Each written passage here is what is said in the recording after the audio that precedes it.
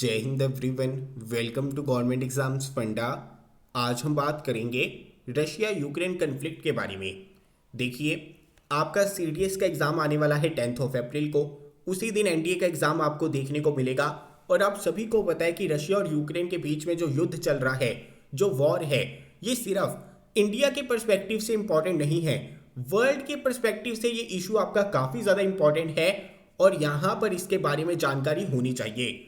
आज हम ज्योग्राफी के पॉइंट ऑफ व्यू से समझेंगे कि किन चीज़ों का हमें यहाँ पर पता होना चाहिए, किन प्लेसेस का हमें यहाँ पर पता होना चाहिए और एग्जाम के अंदर किस तरह के प्रश्न जो है इस वॉर से संबंधित हमें देखने को मिल सकते हैं। तो ये वीडियो आपके लिए बहुत ज़्यादा महत्वपूर्ण रहने वाली है। अगर आप चैनल के ऊपर नए हैं तो मैं आपको इन्फॉर्म कर देना चाहता हूँ कि सीडीएस की करंट अफेयर्स की सीरीज चल रही है। बहुत सारे पार्ट्स ऑलरेडी अपलोड कर दिए गए हैं और भी बहुत सारे पार्ट्स आपको करंट अफेयर्स के देखने को मिलेंगे जिनके अंदर इंपॉर्टेंट क्वेश्चंस हम डिस्कस करने वाले हैं। इसके अलावा इंग्लिश की भी इंपॉर्टेंट वीडियोस अपलोड की है मैंने, जिसके अंदर अप्रोच डिस्कस कर रहे हैं। जल्द ही हम क्लोज टेस्ट की अप्रोच भी डिस्कस करेंगे, सिनोनिम एंटोनिम की अप्रोच भी डिस्कस करेंगे। और जैसे जैसे आपके मैसेजेस आ रहे हैं, कमेंट्स आ रहे हैं, उन सभी वीडियोस को यहाँ पर कंसीडर किया जाएगा। तो अगर आप चैनल के ऊपर नए हैं तो उन वीडियोस को चेकआउट जरूर कर लेना और चैनल को सब्सक्राइब जरूर कर लेना, क्योंकि जितने भी आपके डिफेंस एग्जाम्स होने वाले हैं उनसे संबंधित ऑथेंटिक मटेरियल आपको इसी चैनल के ऊपर मिल जाएगा। तो चलिए बिना देर के करते हैं शुरू। अभी हम यहाँ पर एक एक करके इंपॉर्टेंट प्लेसेस को डिस्कस करने वाले हैं। देखिए, ये वीडियो लास्ट तक इंपॉर्टेंट रहने वाली है, तो किसी एक पॉइंट को भी यहाँ पर मिस मत करना। एग्जाम के अंदर कोई भी प्रश्न आपको देखने को मिल सकता है। सबसे पहले यहाँ पर आपको यूक्रेन देखने को मिलेगा, यहाँ पर आपको रशिया देखने को मिलेगा। अभी ईस्टर्न यूक्रेन के अंदर आपका डॉनबास रीजन है, वहाँ पर आपकी 2 टेरिटरीज हैं जिसे इंडिपेंडेंट डिक्लेयर किया गया था रशिया के द्वारा। उन दोनों टेरिटरीज के नाम यहाँ पर पता होने चाहिए। ये 2 टेरिटरीज हैं आपकी डोनेस्क एंड लुहांस्क। ध्यान में रखना, जब रशिया और यूक्रेन के बीच में वॉर शुरू हुई थी तो रशिया ने 2 टेरिटरीज को इंडिपेंडेंट डिक्लेयर किया था। उन दोनों टेरिटरीज के यहां पर नाम क्या है? Donetsk and Luhansk. अभी देखिए, रशिया और यूक्रेन के बीच में ये जो कन्फ्लिक्ट है, इसकी शुरुआत हुई थी 1991 में, जब हमारा सोवियत यूनियन यानी यूएसएसआर डिसइंटीग्रेट हुआ था। जब हमें डिसइंटीग्रेशन देखने को मिली थी ना, तब हमें 15 कंट्रीज देखने को मिले थे, यानी कि 15 हिस्से हो गए थे यूएसएसआर के, सोवियत यूनियन के। अभी ये जो हमारे 15 हिस्से हुए थे, ये जो हमारी 15 कंट्रीज हैं, सबसे पहले आपको इनके बारे में पता होना चाहिए, क्योंकि एग्जाम के अंदर इसके ऊपर प्रश्न जो है पूछा जा सकता है। आप यहां पर देख सकते हैं, पहली कंट्री आपकी बनी थी रशिया।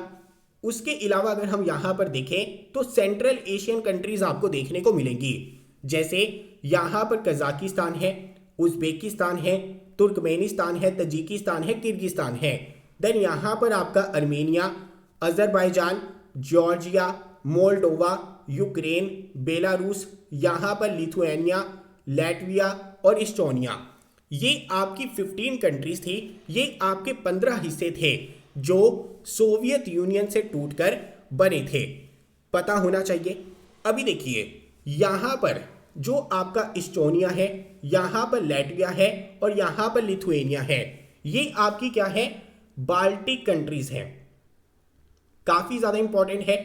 बाल्टिक कंट्रीज के ऊपर जो है प्रश्न पूछा जा सकता है कि आपकी बाल्टिक कंट्रीज कौन सी है।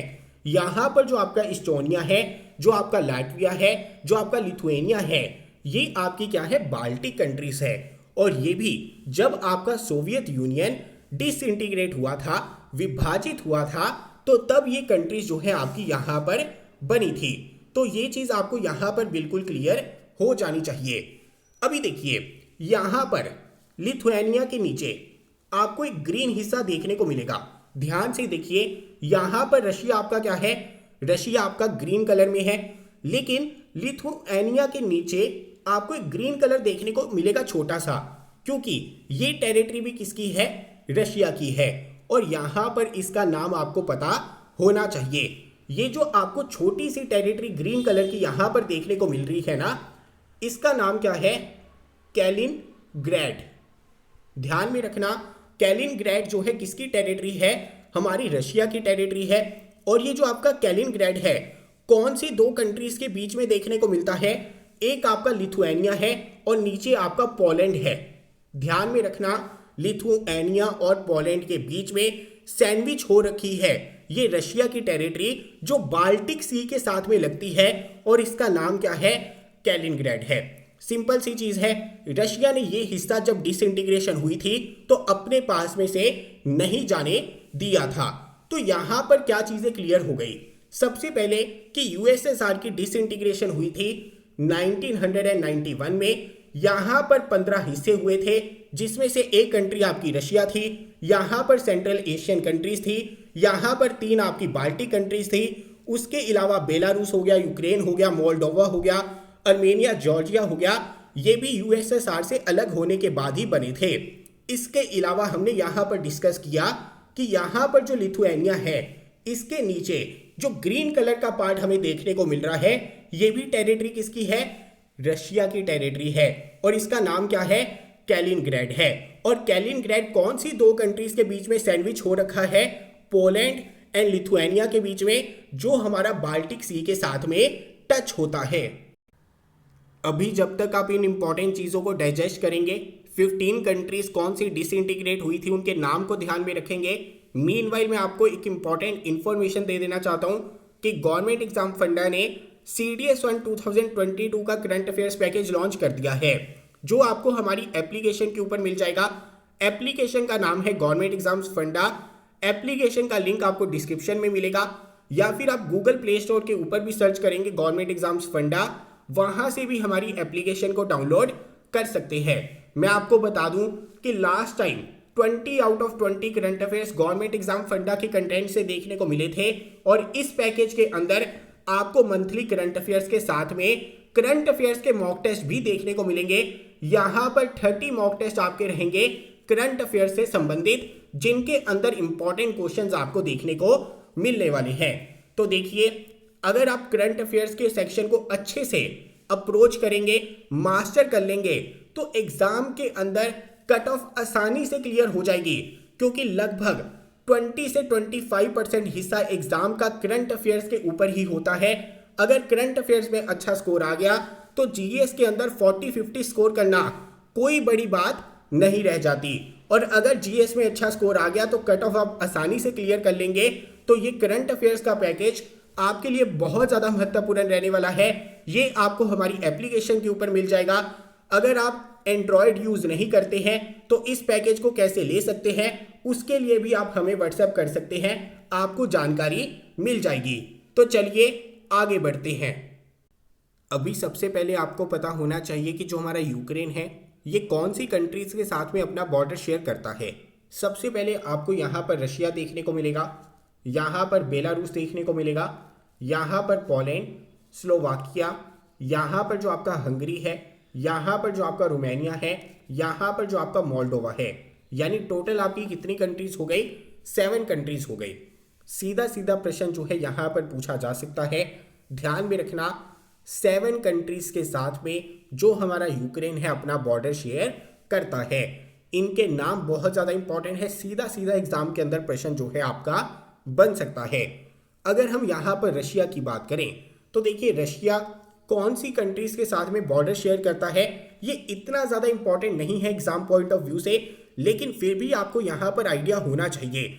यूक्रेन का तो 100% प्रश्न जो है यहाँ पर पूछा जा सकता है। अगर हम रशिया की बात करें, रशिया हमारा बॉर्डर शेयर करता है नॉर्वे के साथ में, रशिया हमारा बॉर्डर शेयर करता है फिनलैंड के साथ में। अभी यहाँ पर ध्यान में रखना, हम नॉर्वे, स्वीडन, फिनलैंड का नाम जो है हमेशा साथ में लेते हैं, लेकिन नॉर्वे और फिनलैंड के साथ में रशिया बॉर्डर शेयर करता है लेकिन स्वीडन के साथ में नहीं करता। इसके अलावा जो हमारा एस्टोनिया है, जो हमारा लिथुआनिया है, यानी कि जो हमारी बाल्टिक कंट्रीज हैं उनके साथ में भी रशिया बॉर्डर शेयर करता है, लेकिन ध्यान में रखना यहाँ पर जो लाटविया है उसके साथ में रशिया बॉर्डर शेयर नहीं करता। इसके अलावा अगर हम कुछ ऐसी कंट्रीज की बात करें जो बॉर्डर रशिया के साथ में भी शेयर करती हैं और यूक्रेन के साथ में भी जो कंट्रीज बॉर्डर शेयर करती हैं उनमें से एक है बेलारूस। आप यहां पर देख सकते हैं बेलारूस का बॉर्डर जो है आपको रशिया के साथ में भी देखने को मिलेगा और आपको यहां पर यूक्रेन के साथ में भी देखने को मिलेगा। इसके अलावा मैंने आपको बताया था कि लिथुआनिया और पोलैंड के बीच में आपको रशिया की टेरिटरी देखने को मिलती है छोटी सी। इसकी वजह से रशिया का बॉर्डर जो है पोलैंड के साथ में भी लगता है। ध्यान में रखना, आपका जो पोलैंड है, आपका जो बेलारूस है, इनके बॉर्डर रशिया के साथ में भी लगते हैं, इनके बॉर्डर जो है यूक्रेन के साथ में भी लगते हैं। इसके अलावा अगर हम यहां पर बात करें तो रशिया का बॉर्डर शेयर होता है जॉर्जिया के साथ में भी, रशिया का बॉर्डर शेयर होता है अजरबैजान के साथ में, रशिया का बॉर्डर शेयर होता है हमारे कजाकिस्तान के साथ में, हमारे चाइना के साथ में, नॉर्थ कोरिया के साथ में, मंगोलिया के साथ में, जापान के साथ में। लेकिन अगर ऐसी दो कंट्रीज के बारे में एग्जाम के अंदर प्रश्न जो है पूछा जाए कि जो यूक्रेन के साथ में भी बॉर्डर शेयर करती है और रशिया के साथ में भी बॉर्डर शेयर करती हैं, तो वो दो कंट्रीज आपकी कौन सी हो जाएंगी? बेलारूस और यहां पर आपका पोलैंड। सिंपल सा प्रश्न है। इसके अलावा ध्यान में रखना, रशिया का बॉर्डर जो है जापान के साथ में लगता है, रशिया का बॉर्डर जो है हमारा नॉर्थ कोरिया के साथ में लगता है, रशिया का बॉर्डर जो है नॉर्वे के साथ में लगता है, मंगोलिया के साथ में लगता है और चाइना के साथ में भी लगता है। ये कुछ छोटी छोटी बातें हैं जिनके ऊपर प्रश्न पूछा जा सकता है, जिनमें से सबसे प्रोमिनेंट चीज है कौन सी ऐसी दो कंट्रीज है जिनका बॉर्डर यूक्रेन और रशिया दोनों के साथ में लगता है। एक कंट्री है आपकी बेलारूस और दूसरी है आपकी पोलैंड। पोलैंड का बॉर्डर किस तरह से रशिया के साथ में लगता है वो मैंने आपको ऑलरेडी बता दिया है कि जो आपका लिथुआनिया है और पोलैंड है उसके बीच में छोटी सी टेरिटरी आपको रशिया की देखने को मिलती है। तो चलिए आगे बढ़ते हैं। अभी हम यहां पर बात करेंगे ब्लैक सी के बारे में। देखिए जो हमारी ब्लैक सी है बहुत ज़्यादा इंपॉर्टेंट है, क्योंकि यहाँ पर सबसे पहले आप देखेंगे कि यूक्रेन की बाउंड्री भी ब्लैक सी के साथ में टच होती है, यहाँ पर रशिया की बाउंड्री भी ब्लैक सी के साथ में टच होती है। वैसे भी रशिया के पास में ना कोस्टल बाउंड्रीज तो बहुत सारी हैं, लेकिन रशिया की लोकेशन इस तरह की है कि वहाँ पर टेम्परेचर जैसे ही गिरता है पानी वहाँ पर फ्रीज हो जाता है। पानी फ्रीज होने की वजह से उनके पास में जो बंदरगाह है, पोर्ट्स हैं, वो पूरा साल काम नहीं कर सकते, जिसके चलते इकोनॉमिकली रशिया को बहुत नुकसान होता है। और यहाँ पर ये जो ब्लैक सी है, अगर इसके ऊपर रशिया का कंट्रोल होता है ना, तो यहाँ पर मेडिटेरेनियन सी के साथ में कनेक्ट कर पाना रशिया के लिए काफ़ी ज़्यादा आसान हो जाएगा। अभी देखिए यहाँ पर सबसे पहले आपको क्रीमिया वाला रीजन देखने को मिलेगा। मैं यहाँ पर आपको दिखाता हूँ, ध्यान से देखना। ये आपका यूक्रेन है, ये आपकी ब्लैक सी है और ये आपका क्रीमिया वाला रीजन है। ये जो आपका क्रीमिया वाला रीजन है ना, ये पहले यूक्रेन का पार्ट हुआ करता था, लेकिन 2014 में रशिया ने क्रीमिया वाले रीजन को अनेक्स कर लिया था। ध्यान में रखना, अभी क्रीमिया के ऊपर किसका कंट्रोल है? हमारे रशिया का कंट्रोल है। इसके अलावा 2014 में ही ये जो आपका डॉनबास रीजन है, रशिया और यूक्रेन के बीच में कन्फ्लिक्ट जो है शुरू हो गया था। उस वक्त जो कन्फ्लिक्ट हुआ था उसे एंड करने के लिए दोनों के बीच में, दोनों कंट्रीज के बीच में यहाँ पर मिन्स्क एग्रीमेंट साइन हुआ था। ध्यान में रखना, 2014 में रशिया और यूक्रेन के बीच में जो कन्फ्लिक्ट शुरू हुआ था उसे एंड करने के लिए दोनों देशों ने यहाँ पर मिन्स्क एग्रीमेंट साइन किया था। मिन्स्क जो है कैपिटल सिटी है यहाँ पर बेलारूस की, और बेलारूस जो है कॉमन बॉर्डर शेयर करता है रशिया के साथ में भी, यूक्रेन के साथ में भी। इतना आप सभी को यहाँ पर पता चल चुका है। लेकिन अभी जब यूक्रेन और रशिया के बीच में वॉर स्टार्ट हुई थी ना, तो पुतिन ने कह दिया था कि वो इस मिन्स्क एग्रीमेंट को अभी मान्य नहीं करता। ये एग्रीमेंट जो है एक्सपायर हो चुका है, इसकी जो भी कंडीशंस हैं वो यहाँ पर खत्म हो चुकी हैं। तो ध्यान में रखना, ये मिन्स्क एग्रीमेंट साइन कौन से देशों के बीच में हुआ था? रशिया और यूक्रेन के बीच में हुआ था, जो डॉनबास रीजन में यहाँ पर इनके बीच में कन्फ्लिक्ट चला था। और जो हमारा क्रीमिया वाला रीजन है, इसके ऊपर अधिकार फिलहाल किसका है? हमारे रशिया का। अभी यहाँ पर बात आती है हमारी ब्लैक सी की, कि ब्लैक सी की बाउंड्रीज जो है कौन सी कंट्रीज के साथ में टच होती है। सबसे पहले यहाँ पर आपको यूक्रेन देखने को मिलेगा, यहाँ पर रशिया देखने को मिलेगा, यहाँ पर जॉर्जिया देखने को मिलेगा, यहाँ पर आपका टर्की देखने को मिलेगा, देन यहाँ पर आपका बुल्गारिया है, यहाँ पर आपका रोमानिया है। यानी टोटल आपकी 6 कंट्रीज हैं जिनकी बाउंड्री ब्लैक सी के साथ में टच होती है। अभी इन्हें ध्यान कैसे रखना है, देखिए यहां पर आपकी ट्रिक है बर्गर। ये आपके 5 वर्ड्स हो गए और लास्ट में आपका हो गया टी। अभी बी से आपका क्या हो जाएगा, बी से आपका हो जाएगा बुल्गारिया, यू से आपका हो जाएगा यूक्रेन, आर से आपका हो जाएगा रशिया, जी से आपका हो जाएगा जॉर्जिया, आर से हो जाएगा आपका रोमानिया और टी से आपका हो जाएगा टर्की। ध्यान में रखना हमारी टोटल 6 कंट्रीज ऐसी हैं जिनकी बाउंड्री जो है ब्लैक सी के साथ में टच होती है। कौन सी 6 कंट्रीज हैं, सबसे पहले ध्यान में रखना है बर्गर, बर्गर के साथ में टी, और यहां पर बी से आपका क्या है बुल्गारिया है, यू से यूक्रेन है, रशिया है, जॉर्जिया है, जॉर्जिया के अलावा रोमानिया है और टर्की है। बर्गर के साथ में अगर आप टी पिएंगे, चाय पिएंगे, तो ब्लैक सी के साथ में कौन सी कंट्रीज टच होती है वो आपको यहां पर कभी भी नहीं भूलेंगी। अभी आपको पता चल गया कि कौन सी हमारी कंट्रीज है जिनकी बाउंड्री टच होती है ब्लैक सी के साथ में। अभी यहाँ पर एक और इम्पॉर्टेंट क्वेश्चन आपका बनेगा, ध्यान देना। ये आपका यूक्रेन है, ये आपका रशिया है, ये आपका क्रीमिया वाला रीजन है। इनके बीच में आपको सी ऑफ अजोव देखने को मिलेगी। यहाँ पर आप देख सकते हैं आपको सी ऑफ अजोव देखने को मिलेगी। अभी ब्लैक सी आपकी कनेक्ट होती है सी ऑफ अजोव के साथ में एक स्ट्रेट के द्वारा। उस स्ट्रेट का नाम पूछा जा सकता है, तो ध्यान में रखना जो आपकी कर्च स्ट्रेट है इसके द्वारा ब्लैक सी और सी ऑफ अजोव जो है यहां पर कनेक्ट होती है। बहुत इंपॉर्टेंट प्रश्न है, स्ट्रेट ऑफ कर्च के ऊपर प्रश्न पूछा जा सकता है। स्ट्रेट ऑफ कर्च आपकी ज्वाइन करती है सी ऑफ अजोव और यहां पर ब्लैक सी को। इसके अलावा यहां पर आप देख सकते हैं टर्की है, यहां पर इस्तांबुल है, टर्की के पास में आपकी सी ऑफ मरमरा है और यहां पर ब्लैक सी है। सी ऑफ मरमरा और ब्लैक सी को ज्वाइन करने का काम कौन सी स्टेट का है, उसका नाम है बॉस्फोरस स्टेट। ध्यान में रखना जो आपकी बॉस्फोरस स्टेट है ये ज्वाइन करती है ब्लैक सी को सी ऑफ मरमरा के साथ में। आपका होमवर्क क्या है, आप मुझे कमेंट बॉक्स में बताएंगे कि यहां पर जो एजियन सी है और यहां पर जो सी ऑफ मरमरा है ये कौन सी स्टेट के द्वारा आपस में कनेक्ट करती है। ये आपका होमवर्क है, नीचे कमेंट बॉक्स में बताएंगे। लेकिन इतना आपको यहां पर क्लियर हो जाना चाहिए कि जो आपकी कर्च स्टेट है ये ज्वाइन करती है सी ऑफ अजोव को ब्लैक सी के साथ में, और यहां पर जो आपकी स्टेट है बॉस्फोरस वो कनेक्ट करती है ब्लैक सी को सी ऑफ मरमरा के साथ में। इसके अलावा एक हमारी बेरिंग स्टेट है। आपकी जो बेरिंग स्टेट है ये आपको देखने को मिलेगी रशिया और यूएस के बीच में। ये जो आपका कन्फ्लिक्ट चल रहा है इसमें यूएस की भी इन्वॉल्वमेंट काफी ज्यादा है, रशिया की इन्वॉल्वमेंट तो है ही। तो ध्यान में रखना बेरिंग स्टेट आपको देखने को मिलती है रशिया और यूनाइटेड स्टेट्स के बीच में, और यहां पर जो सी ऑफ अजोव है इसके ऊपर डेफिनेटली प्रश्न देखने को मिल सकता है, और यहां पर जो स्टेट ऑफ कर्च है इसके ऊपर भी आपको प्रश्न देखने को मिलेगा एग्जाम के अंदर। अभी हम कुछ इंपॉर्टेंट माउंटेन रेंजेस के बारे में बात करेंगे जिनका संबंध रशिया और यूक्रेन के साथ में है।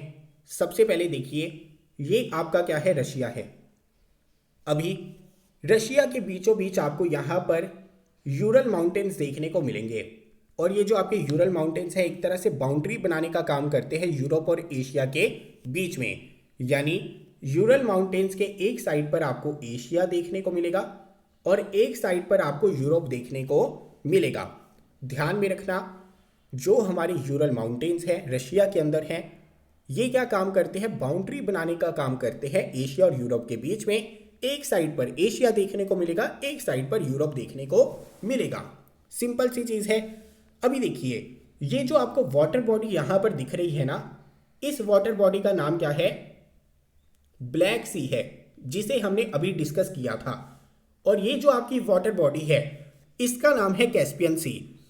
अगर हम कैस्पियन सी की बात करें, अगर हम ब्लैक सी की बात करें, तो दोनों की बाउंड्रीज जो है टच होती है रशिया के साथ में।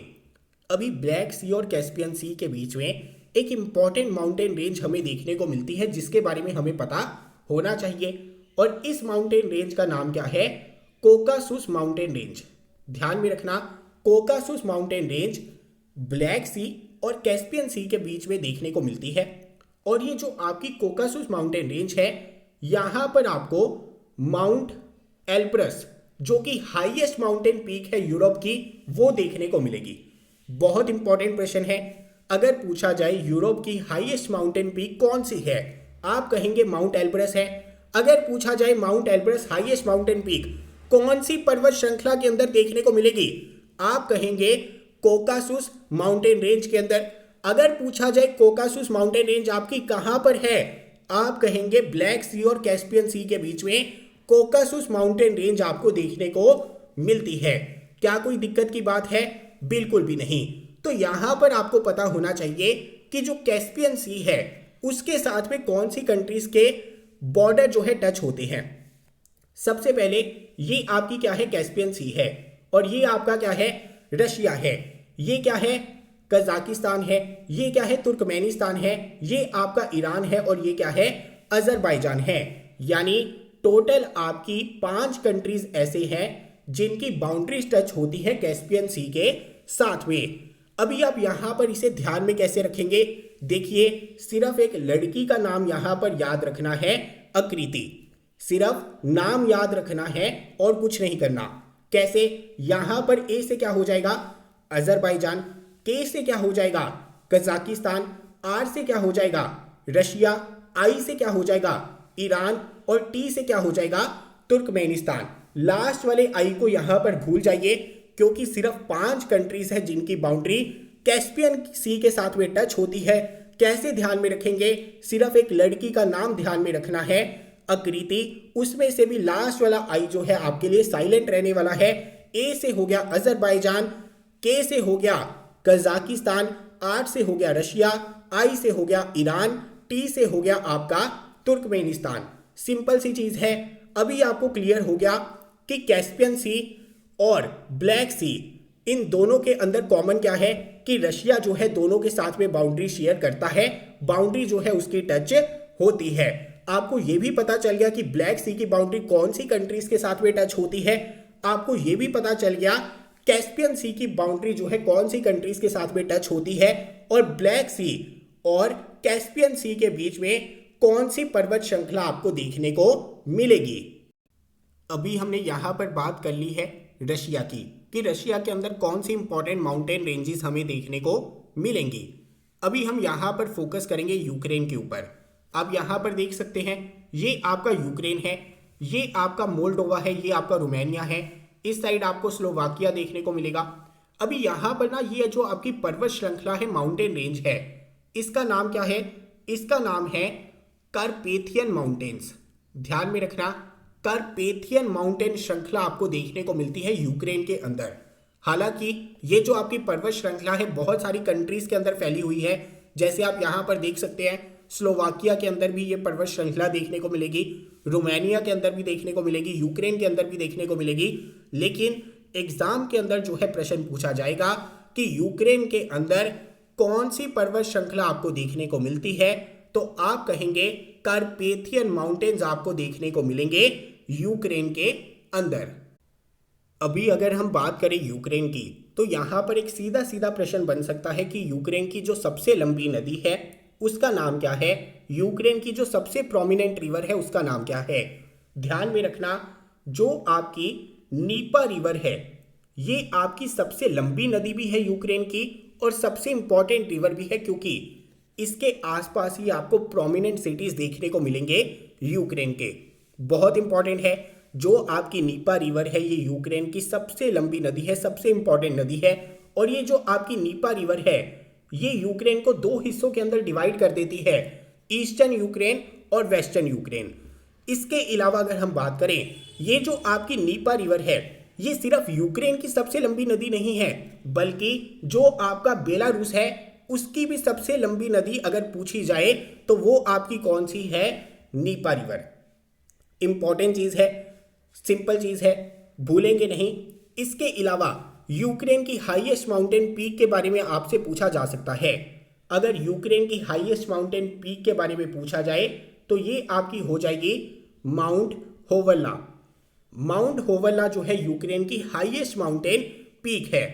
इसके अलावा अगर रशिया की सबसे लंबी नदी के बारे में पूछा जाए ध्यान में रखना, रशिया की सबसे लंबी नदी के बारे में पूछा जाए तो ये आपकी है वोल्गा रिवर। और जो आपकी वोल्गा रिवर है ये सिर्फ रशिया की सबसे लंबी नदी नहीं है, अगर यूरोप की सबसे लंबी नदी के बारे में पूछा जाए तो वो भी आपकी कौन सी हो जाएगी, वोल्गा रिवर हो जाएगी। सिंपल चीज हो गई। इसके अलावा जो आपकी बैकल लेक है जो कि दुनिया की डीपेस्ट लेक है, ये भी आपको कहां पर देखने को मिलेगी, रशिया के अंदर। तो यहां पर आपके सबसे इंपॉर्टेंट क्वेश्चन क्या बनते हैं, सबसे पहले कि यूक्रेन के बीचों बीच आपकी नीपा रिवर निकलती है जो यूक्रेन को दो हिस्सों के अंदर डिवाइड करती है। यूक्रेन की सबसे लंबी नदी के बारे में पूछा जाए, बेलारूस की सबसे लंबी नदी के बारे में पूछा जाए, या यूक्रेन की सबसे इंपॉर्टेंट नदी के बारे में पूछा जाए, वो आपकी नीपा रिवर है। इसके अलावा यूक्रेन की जो हाईएस्ट माउंटेन पीक है उसका नाम है माउंट होवल्ला। रशिया और यूरोप की जो सबसे लंबी नदी है उसका नाम क्या है, वोल्गा रिवर है। और एक चीज ध्यान में रखना, वोल्गा रिवर आपकी कहां पर ड्रेन होती है, कैस्पियन सी के अंदर। एग्जाम के अंदर ऑप्शंस दिखेंगी, वहां पर ब्लैक सी होगा, कैस्पियन सी होगा और छोटी मोटी सी आपको देखने को मिलेंगी। लेकिन ध्यान में रखना जो आपकी वोल्गा रिवर है ये ड्रेन होती है कैस्पियन सी के अंदर। अभी कुछ और इंपॉर्टेंट बातें हैं जिनके बारे में आपको पता होना चाहिए, जिनके ऊपर एग्जाम के अंदर प्रश्न बन सकता है। देखिए, जब से ये कन्फ्लिक्ट आपका शुरू हुआ है तो नाटो के बारे में आपने सुना होगा, यानी नॉर्थ अटलांटिक ट्रीटी ऑर्गेनाइजेशन के बारे में। अभी नाटो से संबंधित क्या प्रश्न जो है पूछे जा सकते हैं। सबसे पहले, नाटो आपका क्या है, एक मिलिट्री अलायंस है, इतना ध्यान में रखना। इसके अलावा नाटो के अंदर कितनी कंट्रीज आपको देखने को मिलेंगी, यहां पर 30 कंट्रीज जो है नाटो का हिस्सा है, जिनमें से 28 कंट्रीज जो है आपकी यूरोप की हैं और यहां पर 2 कंट्रीज जो है आपकी नॉर्थ अमेरिका की हैं। ध्यान में रखना, नाटो के अंदर 30 मेंबर कंट्रीज है फिलहाल, जिसमें से 28 कंट्रीज आपकी यूरोप की है, 2 कंट्रीज आपकी नॉर्थ अमेरिका की है। अभी ये 2 कंट्रीज नॉर्थ अमेरिका वाली आपकी काफी ज्यादा इंपॉर्टेंट हो जाती है। इनमें से एक कंट्री है आपकी यूनाइटेड स्टेट्स।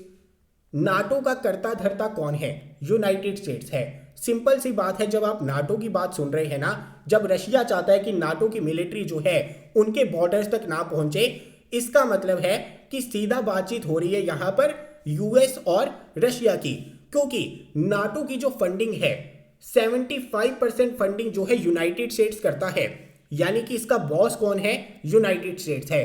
और यहां पर जो 2 कंट्रीज नॉर्थ अमेरिका की पार्ट है नाटो का, उनमें से एक है यूनाइटेड स्टेट्स और दूसरी है आपकी कनाडा।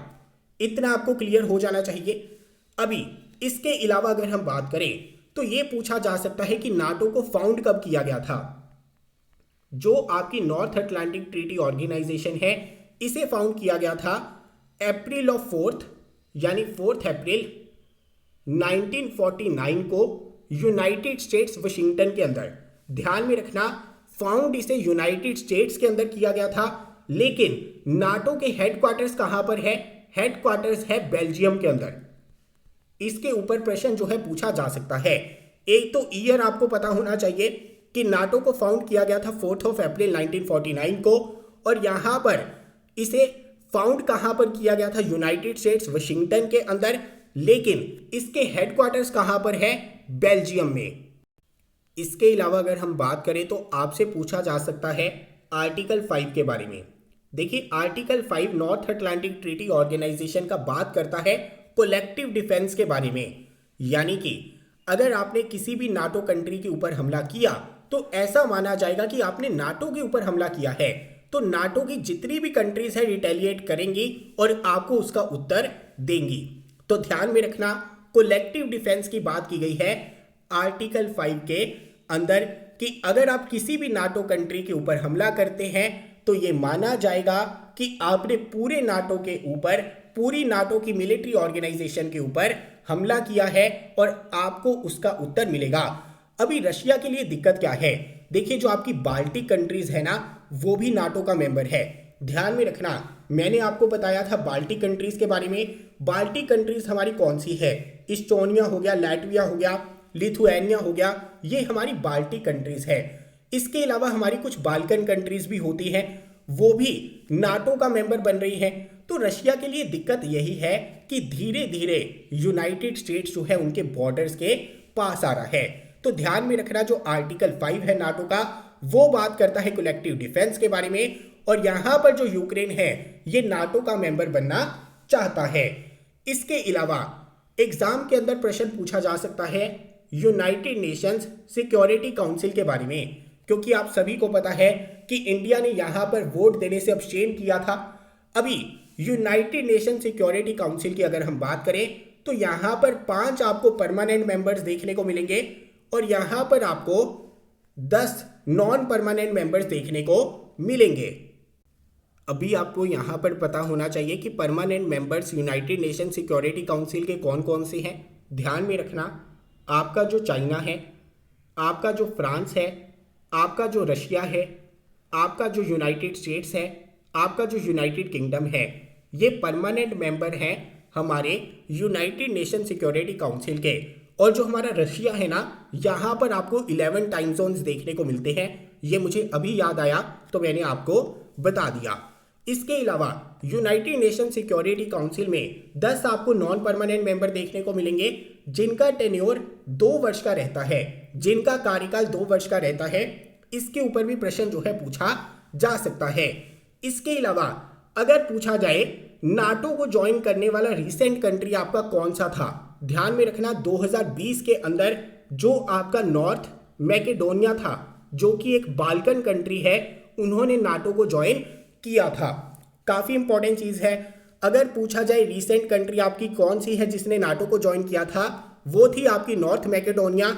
नॉर्थ मैकेडोनिया से पहले मॉन्टीनेग्रो आपकी कंट्री है, मॉन्टीनेग्रो, इन्होंने भी 2017 के अंदर नाटो को ज्वाइन किया था। ये भी आपकी क्या है, एक बाल्कन कंट्री है। तो ये कुछ इंपॉर्टेंट चीजें हैं, छोटी छोटी चीजें हैं जिनके बारे में आपको पता होना चाहिए था। हमने बहुत डिटेल के अंदर छोटे छोटे पॉइंट्स को डिस्कस किया है। अगर आपको वीडियो अच्छी लगी तो शेयर जरूर करना, लाइक जरूर करना और कमेंट में बताना कि आपको किस टॉपिक के ऊपर वीडियो और चाहिए। तो चलिए अभी विराम लेता हूं। विराम लेने से पहले इन्फॉर्म कर देना चाहता हूं एक बार दोबारा, करंट अफेयर्स का पैकेज लॉन्च कर दिया है CDS1 2022 के लिए, जिसके अंदर मंथली करंट अफेयर्स मिलेंगे, जिसमें आपको करंट अफेयर्स के मॉक टेस्ट मिलेंगे। पैकेज आपको हमारी एप्लीकेशन के ऊपर मिल जाएगा। कोई भी दिक्कत आती है तो हमारे इस व्हाट्सएप नंबर के ऊपर भी आप कांटेक्ट कर सकते हैं। Last time 20 out of 20 current affairs देखने को मिले थे गवर्नमेंट एग्जाम फंडा के कंटेंट से। तो चलिए मिलता हूं अगली वीडियो के साथ। जय हिंद।